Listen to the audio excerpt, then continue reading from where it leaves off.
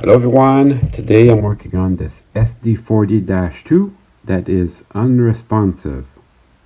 So I wanted to go over with you guys the steps I do to check them. So this decoder, it may be bad, it may not be bad. Turns out most decoders are pretty good. Anyways, we're going to find out if I can get this going again. So first step is cleaning the wheels. If your decoder is not getting the messages from the track, from your controller, you won't be able to do anything, obviously. So let's just make sure that everything's clean. So you have to remove the board to disassemble this engine. We're going to disassemble it to get to the tracks.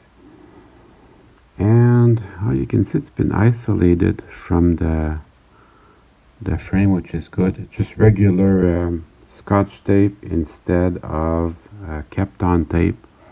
So we'll be correcting that. I don't think that this is the issue. Although if your decoder contacts the frame, that could fry it. So I almost did that. I'll put a link in the description to one of my videos that has that. So the way I like to disassemble these is I'll just move the frame detail up or down, sorry. I'll just move it down just a little bit so I can just spread out the frame just a tiny little bit. You cannot remove the fuel tank because the trucks are getting in the way. So I just loosen it like that. Do the same thing to the front.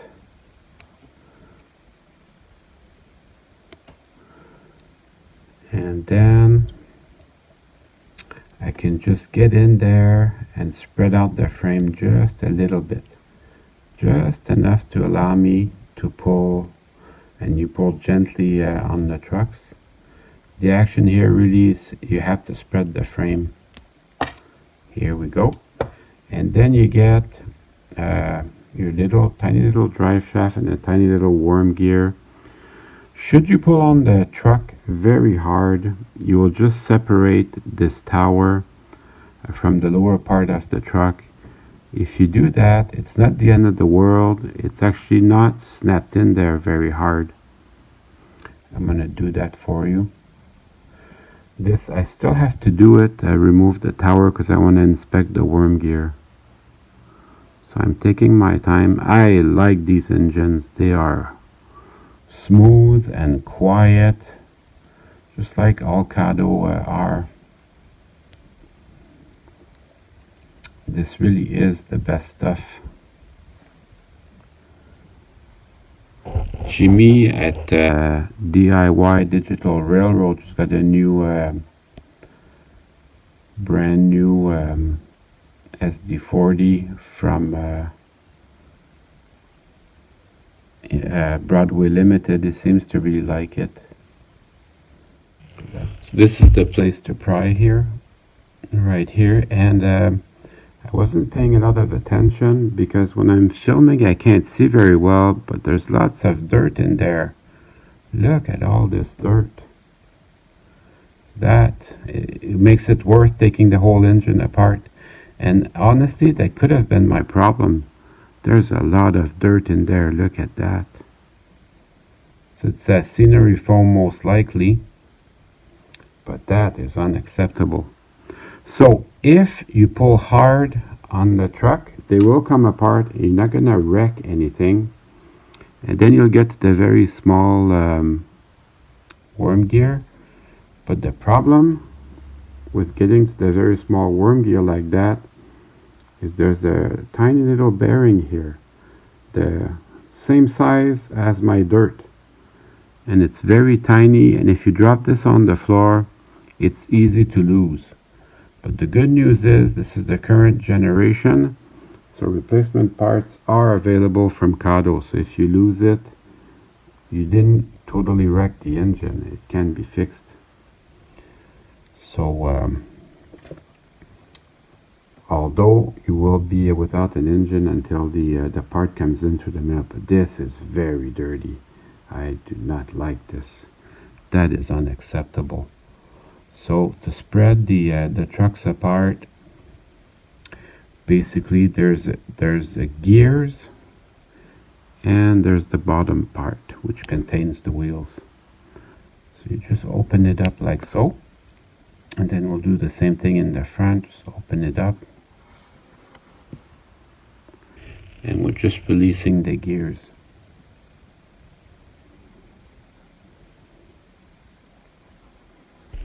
And the gears come up. I can't get my little screwdriver in there, it's not quite sharp enough.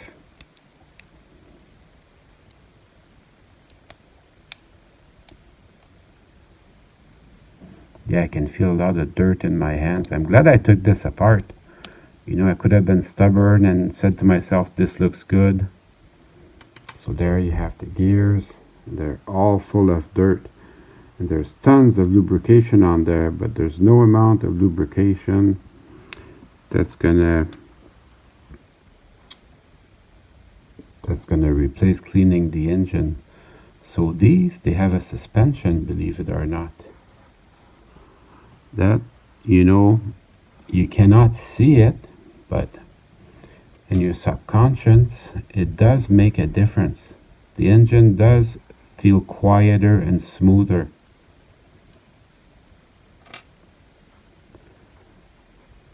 So the wheels are all the same, they're all interchangeable, so you don't have to mark them or do anything to them. But they sure are beautiful. I'm glad I took this apart. And then you have the tiny little contact strip. And the contact strip has your suspension. So yesterday I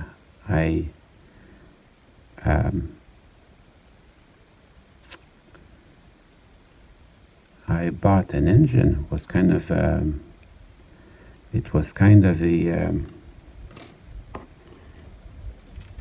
and these side frames, they have their own direction, so keep that in mind. I impulse bought a locomotive yesterday. There's the suspension, and you can tune it. I find it's crooked a little bit, so I'll be straightening that out. You can give it a little bit more spring if you want, but that is really neat to have a suspension like that. That is way dirty. So you'll notice I don't do a lot of scenery, and that is because the scenery foam gets into your gears. So if I do any scenery in the future, which I might, I'll be sure that all my stuff is well glued in so it doesn't get into my gears. Cat hair gets into your gears, so cat hair is bad. So yeah, I impulse bought a locomotive yesterday. What happened was I was doing stuff on my website, and I went to Amazon and I saw if anybody had bought anything. And somebody, Amazon doesn't tell me who buys what and where. Well, they tell me what people buy. So somebody bought this engine on Amazon using a link from my website. I got a commission at $2.42. Somebody bought this engine and it was $40. So I said, hey, that's a pretty good deal. It's a EF120-100.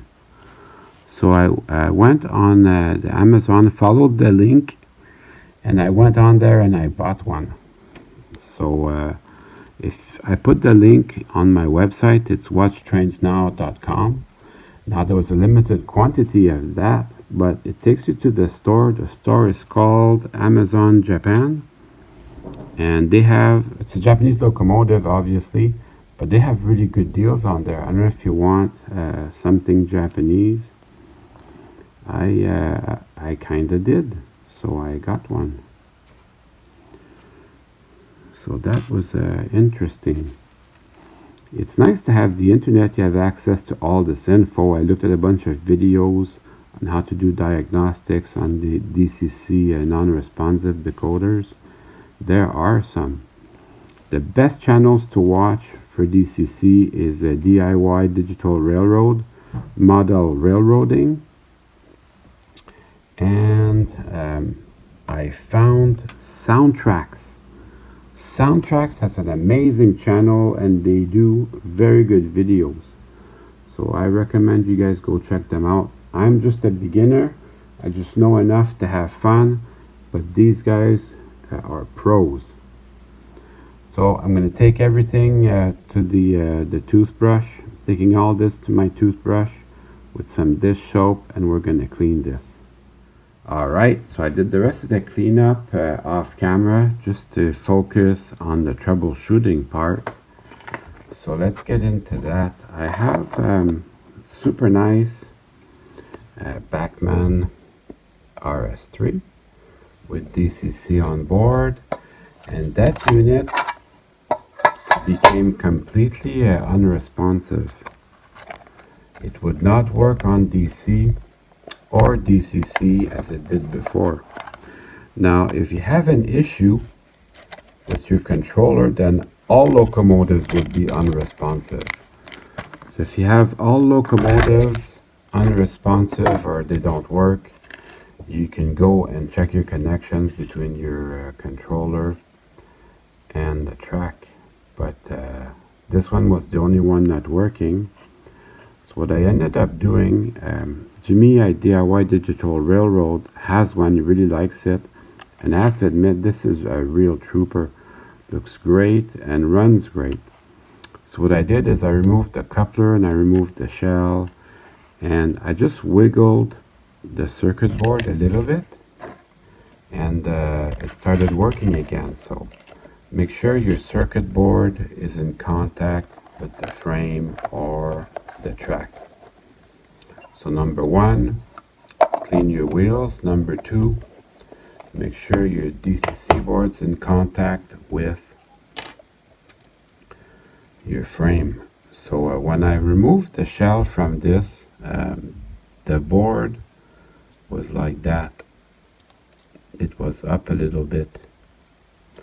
So it was up like that, it wouldn't respond. So all I did was I pushed it down, pushed it back down, but when I did, I didn't look at the other side, and my pin from my decoder, this pin here, was not touching the decoder. So when that happens, the decoder has to be in contact with the motor. So when that happens, obviously your decoder won't work. By the way, I put some new Kapton tape on this, and then so all you gotta do is hold it down while you bring in your decoder. So not very hard to do, but you still have to be mindful of that, because if that becomes a problem, then your locomotive won't run. They have a little bit of adjustment, so don't be shy. You can put them where they need to be. So now that my decoder is contacting the motor, I can go to the next step, and we'll be doing that on the program track. So when I turned on my NCE Power Cab, I heard my decoder click. That is a very good sign.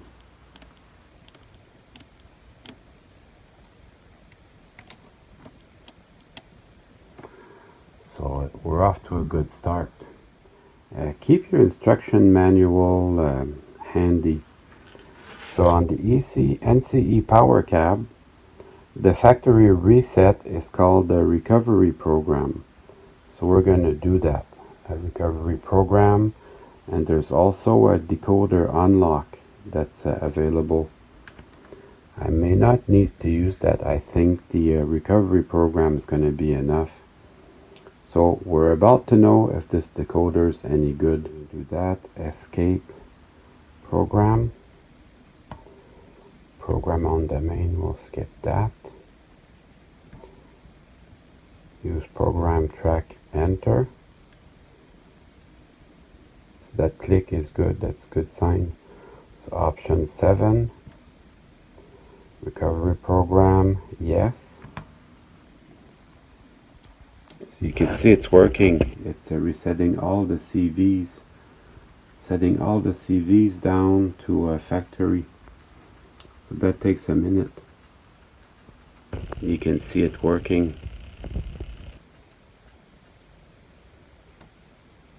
It looks like it's done. And then my controllers giving me a chance to just reprogram everything. So I will program track, use program track, standard programming, number of manufacturer 000. Very good. So I can go online and see who's the manufacturer. So enter, because I want to go to the next step. Go to version 000. Activate short address. Sure, why not? 003, we'll leave that there. Activate this address. Yes. Set up long address. I will do it. My cab number is 6253. That sounds good. We'll do that. 6253. And then enter. Activate this address for sure. And then the rest we'll just skip. And that too, we'll skip that for now. And then escape. There you go. We're up and running. That is real good news. Let's just fool around with the buttons there. Get the bell and the horn, and then let's see if the lights work. Yeah, 100%. I can't get the locomotive to move though, so there might be something wrong.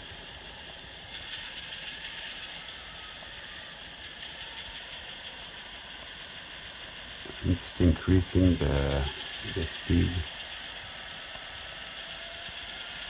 So I can't get the locomotive to move, so that's not good.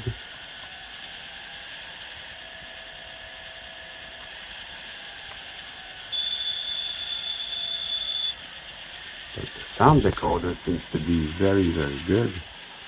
I like the sound quality of it. We'll reverse direction and then try it again.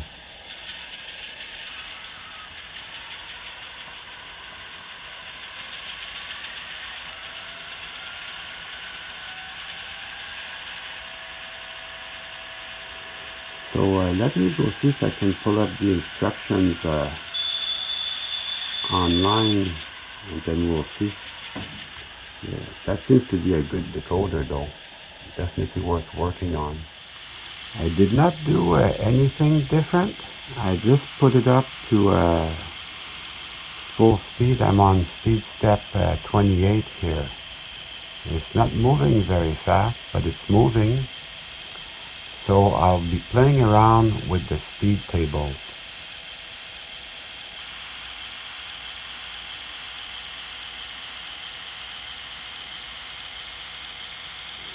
And I will increase the kickstart voltage there. So that's going to help.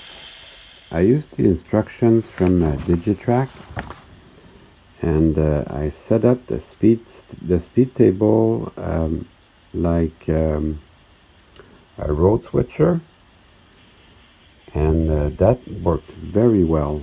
So now it's working good.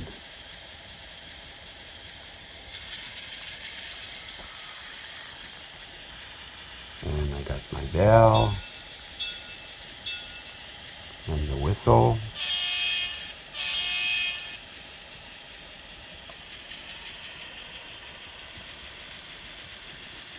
So super.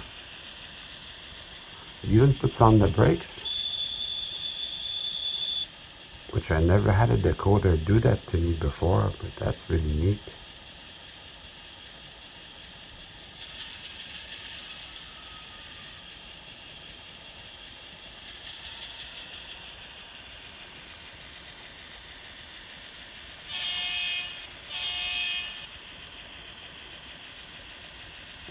So the rest is all programming.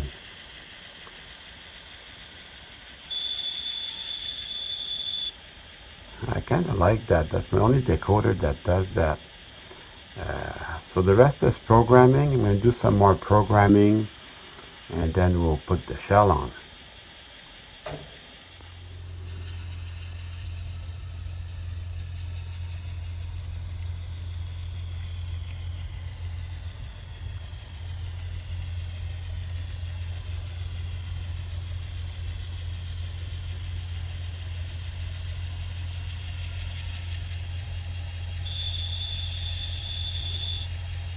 I'm going to treat this like it's a MRC because I'm not sure of the decoder manufacturer.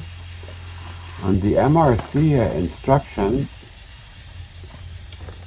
it tells you CV123 is the prime mover. So I'm going to reprogram this to something that sounds more like SD40. So we go program on the main, enter, and then program 6253, and then CV number 123, enter, and then value 5, enter. There we go. Now it sounds more like an EMD. And now, not bad, for a locomotive that was left for dead, non-running. So now I can put the shell back on there.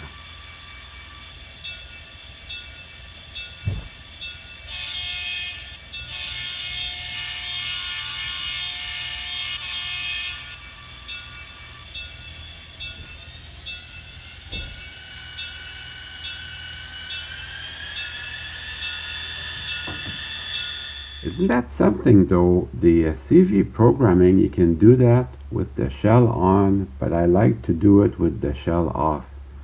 Isn't that strange? It's like working on your car, you like to show off what you have under the hood. I don't know. At any rate, I cannot run a train, especially a train with DCC and sound, without the horn. So the horns are still available. Like I said, this is the current generation. Still available. Parts are still available from Kado directly. So I'm just gonna paint this horn because it's the wrong color, and then we'll put it on. Okay, we'll just put the shell back on. Nice and easy.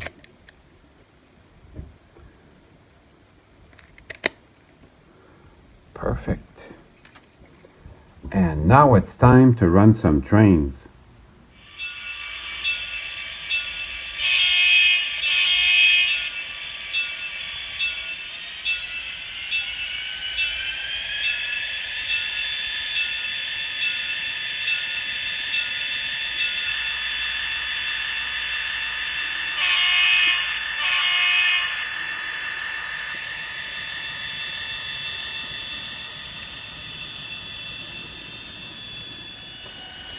Oh, and I almost forgot, I added PayPal to my website. It's watchtrainsnow.com.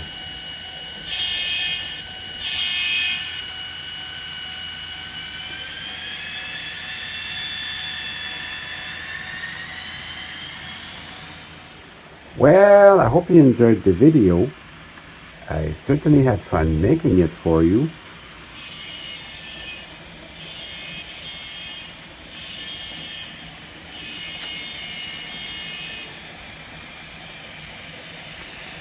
See you soon.